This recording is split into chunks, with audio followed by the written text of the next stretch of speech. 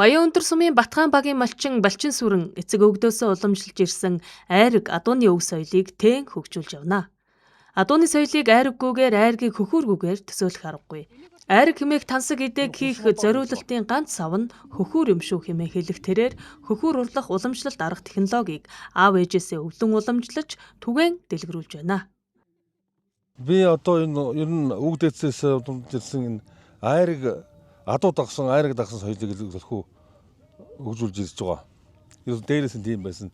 Сайхан хөхүүр, сайхан айраг гэдгийг хийж ирсэн улсууд. Энэ хөхүүрийг би бол багаасаа аав ээжийнхээ харж дагаж сурж зааж өгчнөр дагуу хийгээл одоо хүртэл ингээл хийгээл яваад байгаа. Тэгээ одоо орчин үеийн бас гоё хэлбэр дизайнераар оруулаж уралж байгаа. Энэ нүүдсэн фестивалд наадам гэдэг анх удаа оролцож тэр шилдэг өвд боломж гэдэг гран приг авч байсан. Тэгэнгүүт одоо энэ гавчаар гэдэг энэ зүйлээр өөр явахд чинь одоо ингээд дээш нь салгиулахгүй тулд одоо ингээд бугуулаа ингээд шийдэг болцоод гоё идэг болсон. Хазаараа хазаарлчихна.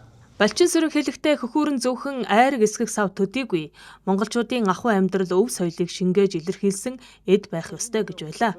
Тиймээс хөхүүрийн дагалдах хэрэгслүүдийг бүрэн хийж өөрсдийн сүлжиж уралсан хазаар, ногт, ташуур зэрэг сур суран эдэллийг хөхүүрийн цах модонд үлгэн үзэмж нэмдэг байна.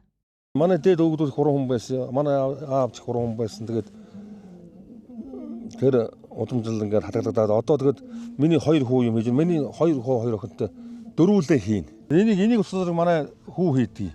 Энэ сурган хэрэглэлүүдийг энэ гөхүүрийн талын юмнуудыг болохоор мод чулууны талын юм болохоор би өөрөө хийдэг. Одоо жишээл энэ ташуур хчил би одоо тэр хүүхдтэй нэг 4 сүлжгийг зааж өгч байсан.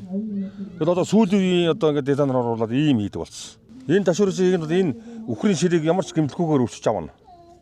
Тэгээ дараагаар нь шүүдэн тэгээд энэ ус носыг аваад тэгээ энэ чинь яг жигд ийм нэгхэн болгож өөж авна.